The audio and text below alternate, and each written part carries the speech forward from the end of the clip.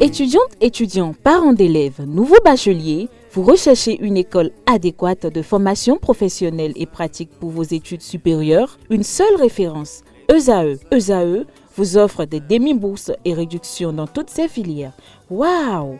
Payez 300 000 au lieu de 550 000 en licence 1, 2 et 3 en journalisme, réalisation, sciences de gestion, administration des affaires, sciences économiques et sciences juridiques. En master 1 et 2, 670 000 en journalisme et 550 000 en sciences de gestion et administration des affaires au lieu de 1 070 000. Écoutez, pour les 100 premières inscriptions en administration générale et administration des finances, payez 450 000 au lieu de 550 000 pour la licence 1, 2 et 3. En master 1 et 2, payez 870 000 au lieu de 1 070 000. Alors, rendez-vous vite à ESAE pour la rentrée académique 2021-2022. Les deuxième et troisième années démarrent le 20 septembre 2021 et la première année le 11 octobre 2021. Informations et renseignements, ESAE Cotonou, 3e rue à droite en quittant le carrefour Jador pour la BIBE Jéricho. Téléphone 96 80 55 11 ou 98 98 14 00 ou encore 90 93 65 21. ESAE, l'excellence à un an.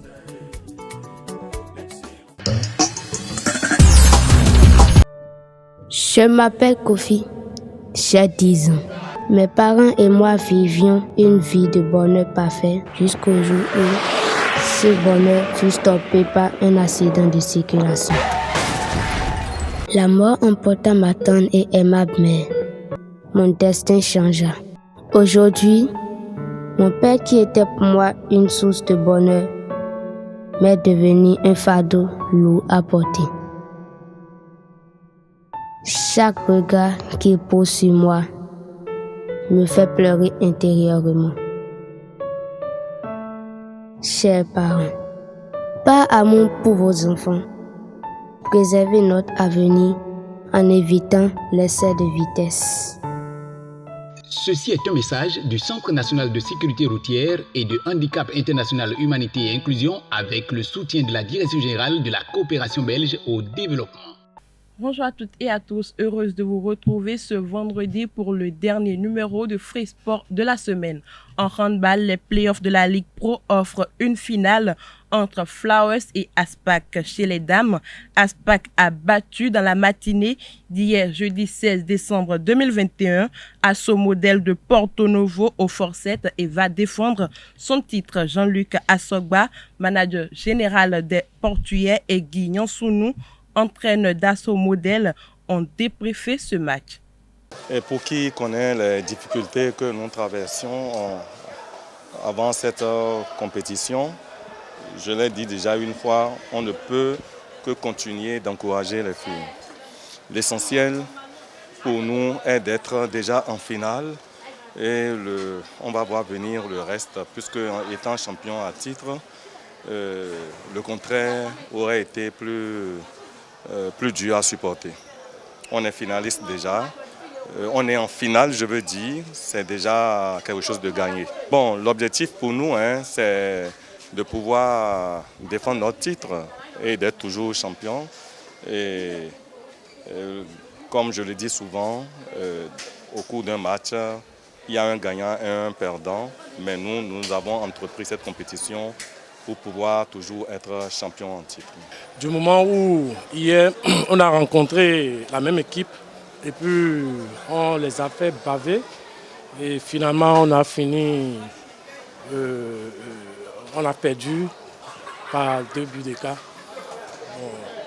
C'est vrai que le jeu d'aujourd'hui, les enfants, ils ont donné le meilleur d'eux-mêmes hier. Et physiquement, au début, ils ne tenaient pas. Mais à la mi-temps, on a essayé de boucher les trous et puis de leur placer des consignes.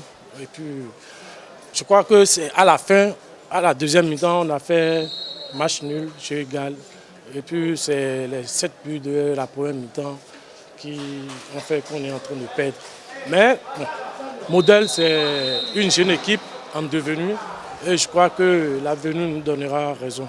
Dans la seconde demi-finale, Flowers s'est imposé face à Adidja 26-23 au terme d'un match coûteux. Le club de la CNSS est arrivé à bout des militaires grâce à son vécu.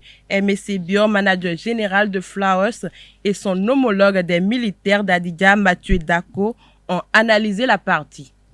Ça a été un match tactique. J'avoue que mes filles n'ont pas été efficaces aujourd'hui. Premier point. Deuxième point, les gardiens n'ont même pas fait 10% du match. Un match de handball, si les gardiens ne font pas minimum 40%, c'est pas la peine. D'accord, vous le savez mieux que moi. Les statistiques là, ça se partage. L'équipe, 60%, les gardiennes, 40%. Aujourd'hui, les gardiennes sont largement en dessous de la moyenne. Et ça nous a mis en difficulté. On a fourni beaucoup d'efforts. Mais bon, moi, je félicite l'équipe d'Adidja qui s'est bien comportée aujourd'hui. Mais bon, l'expérience a fait la différence. À un moment donné, elles ont perdu 2-3 balles sur le changement de forme de défense et c'est ça qui a fait la différence. Nous connaissons la force de Flowers que nous respectons, mais nous sommes préparés pour les titiller. Alors, quitte à eux de trouver les solutions. Et ils ont trouvé les solutions à la dernière minute. Bon, le score en dit belle, ça fait 3 buts d'écart. Les filles n'ont pas démérité du tout, autant en défense qu'en attaque. Donc, c'est quand même Flowers qui a sa copie à revoir. Parce que je connais la faiblesse de mon équipe et je connais la force de l'équipe de Flowers. Nous avons appris quelque chose aux joueuses, surtout en défense, qu'elles ont mis en pratique. Nous avons eu, contrairement aux autres matchs, très peu d'exclusion. On a eu, et là, ça a prouvé la valeur de notre défense. C'est juste la défense qui a dérouté nos amis d'en face, et qui, j'avoue, ont toute la carrure pour venir à bout du match. Mais eux-mêmes, ils savent que jusqu'à la dernière minute, ils ne sont pas sûrs qu'ils pouvaient gagner ce match-là. Je rencontre Aspac demain. Je ne dis rien pour le moment. Comme j'ai toujours l'habitude de vous dire, c'est la fin qui justifie les moyens et nous allons faire le point à la fin. Dans l'autre demi-finale, Aspac a su éviter le piège d'Adidja pour rejoindre Flowers en finale. Les Portugais ont dominé les militaires 28-25. Les deux finales vont se disputer ce jour au Hall des Arts. Avant cette demi-finale, la troisième journée du mercredi 15 décembre a été déterminante pour les qualifications de cette demi-finale. Je vous invite à suivre ce récit qui nous fait revivre cette troisième journée. Flowers continue sa marche glorieuse sur la compétition. Alliant technique et physique, le tout accompagné d'un bon regroupement défensif, l'équipe de la CNSS tient en respect l'équipe d'Adidja malgré sa résistance. Menant par 5 buts d'écart à la pause, les militaires reprennent confiance et opèrent une belle remontée en revenant à 1 but d'écart avant de craquer sur des pertes de balles qui profitent à Flowers qui creuse l'écart sur des contre-attaques. Victoire 25-19, une troisième en autant de matchs qui permet à Flowers de décrocher le billet pour la demi-finale. En premières heures, toujours chez les dames, les Portugais de l'Aspac ont engrangé leur deuxième victoire. Face à Asso Model, les joueurs de l'entraîneur Jean-Luc Assogba l'emportent par 28-26. Au repos lors de la deuxième journée, le club de la cité des Koubourou, Buffle Handball Club, décroche sa première victoire de la compétition face à Asso Model de Porto Novo. Une victoire à l'arraché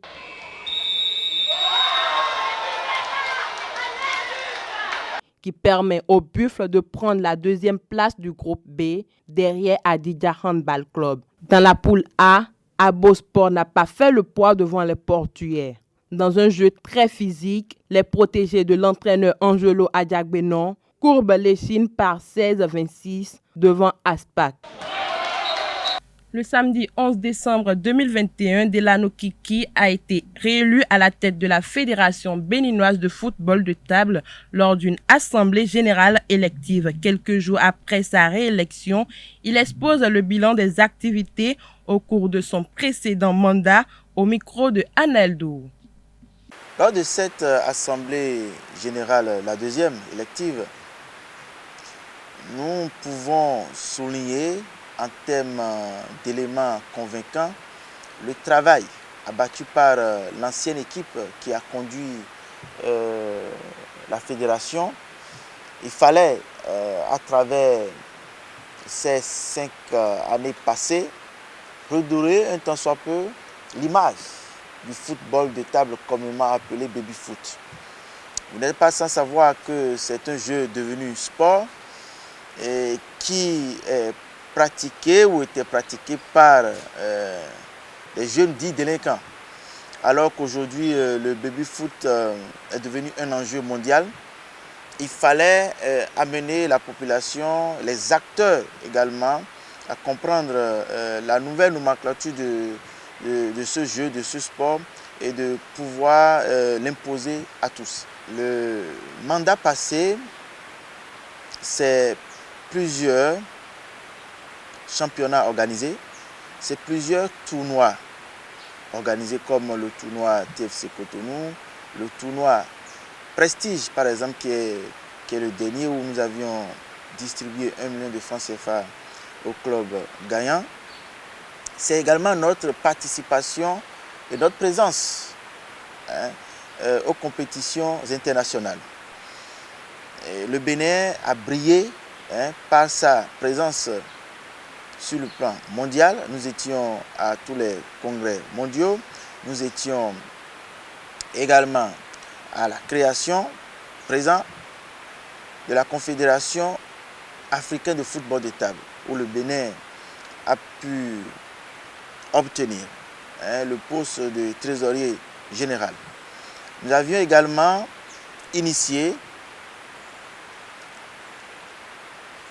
l'Union ouest-africaine des fédérations de football de table, dont la première réunion s'est tenue à Cotonou, et nous assumons depuis 1 an la présidence. Vous savez, le Bénin, durant 5 ans, a été la plateforme africaine du football de table. Et la Fédération internationale de football de table envoie les pays africains au Bénin pour l'apprentissage technique, pour jouir de notre expérience. Et fac de cela, le Nigeria est venu au Bénin, le Congo était là, le Togo est venu, le Ghana se prépare à venir, la Côte d'Ivoire également. Et cela a contribué un tant soit peu au rayonnement du baby-foot béninois. Et aujourd'hui, nous pouvions dire que le football de table béninois se porte très bien. Le nouveau président de la Fédération béninoise de football de table, Delano Kiki, a également lancé un appel, toujours au micro de Analdo. Nos activités phares, c'est la réconciliation du baby-foot avec les écoles. C'est comme si en temps, il y a eu scission, il y a eu rupture. C'est comme s'il y avait une guerre entre le baby-foot et les écoles. Alors que le baby-foot peut servir à l'éducation de nos enfants. D'où la naissance du projet mondial 100 baby-foot pour les écoles. 10 pays ont été retenus, dont 2 Africains, le Bénin et la Somalie. Donc nous devions tout faire pour partager 100 tables de baby-foot dans les écoles. Donc cela fait partie de nos projets phares. Nous voulons également, à travers ce nouveau mandat, accueillir en 2022 le premier championnat africain du football de table. C'est un enjeu, nous sommes candidats pour accueillir cette compétition. Également, au cours du mandat prochain, nous voulons répertorier tous les lieux, tous les centres où il y a au moins une table de baby-foot, essayer de les fédérer pour qu'il y ait une synergie dans le jeu. Vous savez, en termes de technicité, ça diffère d'une table à une autre. Et le baby-foot qui se joue dans les rues ne respecte pas forcément les règles internationales. Donc il faudrait aujourd'hui de l'apprentissage, il faudrait aujourd'hui de la formation pour que nos athlètes qui sont un peu partout puissent avoir les rudiments nécessaires pour participer aux compétitions internationales. Le baby-foot est un atout utilisable dans tous les domaines. Parce que pour jouer au baby-foot, on n'a pas besoin d'espace, c'est juste une table transportable un peu partout. Dans les entreprises, on peut disposer d'une table de baby-foot.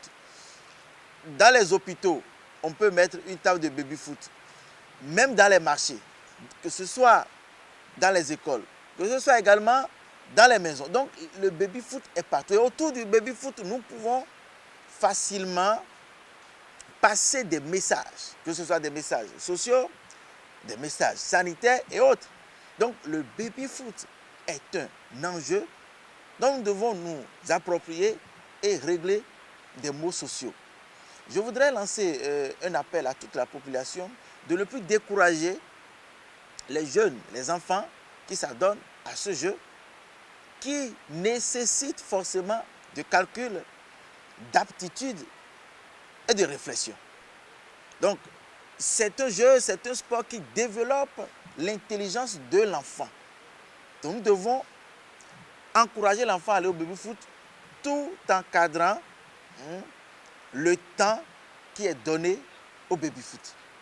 Le football de table aujourd'hui, le Bénin peut facilement s'ériger champion du monde. Moi, j'y crois et je sais qu'avec le travail qui est fait aujourd'hui, nous allons y arriver.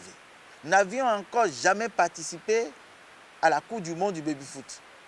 C'est prévu pour juin prochain à Nantes, en France. Et je suis sûr que si le Bénin participe, nous allons faire tache d'huile et nous serons révélés une fois encore dans cette discipline.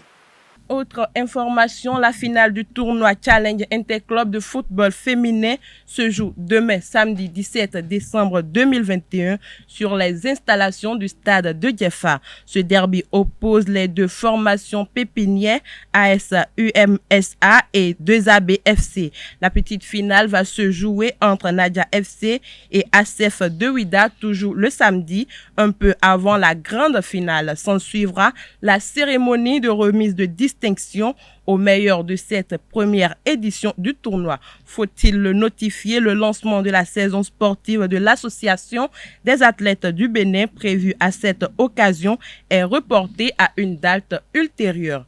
En prélude à l'édition 2021 de la Coupe d'Afrique des Nations, la CAF a fixé des conditions d'accès au stade par les supporters. Cette condition tourne autour de 2 points, à savoir, les supporters ne pourront accéder au stade dans lesquels se joueront les matchs de la CAN 2021 que s'ils sont entièrement vaccinés et présentent un test PCR négatif de moins de 112 heures ou d'un TDR antigénique négatif de moins de 24 heures. Et puis, les autorités sanitaires compétentes prendront toutes les mesures nécessaires pour faciliter la vaccination et la réalisation des tests COVID sur l'ensemble des sites de la compétition. C'est à travers un communiqué en date du 16 décembre 2021, conjointe de toutes les parties prenantes de l'organisation de cette grande messe du football africain, que la CAF a dévoilé le protocole sanitaire. Dernière information, le quatuor tunisien mené par Naïm Osni, assisté de Ayamen Ismail et Mohamed Yousri Bouali comme arbitre de réserve, a été désigné pour diriger la rencontre Reta JS Kabylie et Royal Léopard FC, comptant pour la seconde manche, retour du deuxième tour préliminaire additionnel Total Énergie CAF saison 2021-2022. Cette rencontre, initialement prévue le 5 décembre dernier au stade du 1er novembre de Tizi Ouzou, est reporté au lundi prochain en raison de la mise en confinement de la formation de la JS Kabylie pour 10 jours juste à son retour d'Estawanie.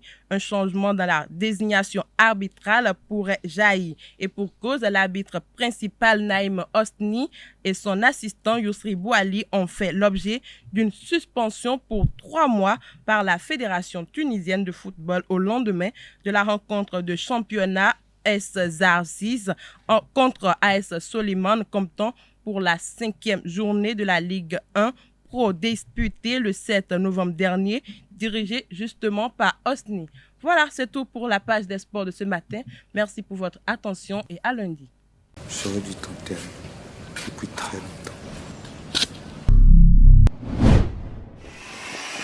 Et les gars, regardez. Fais-moi dans la bouche ouverte. Eh, prends sa vidéo. Eh man, donc comme ça on doit la bouche ouverte. Je vais poster ça. Mais arrêtez les gars, vous êtes sérieux? Donne-moi le téléphone. Arrête.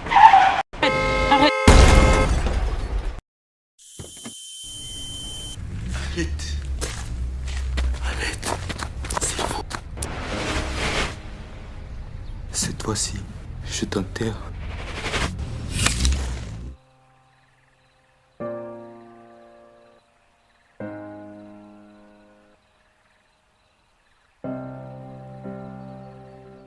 Ceci est un message du Centre national de sécurité routière et de handicap international humanité et inclusion avec le soutien de la Direction générale de la coopération belge au développement.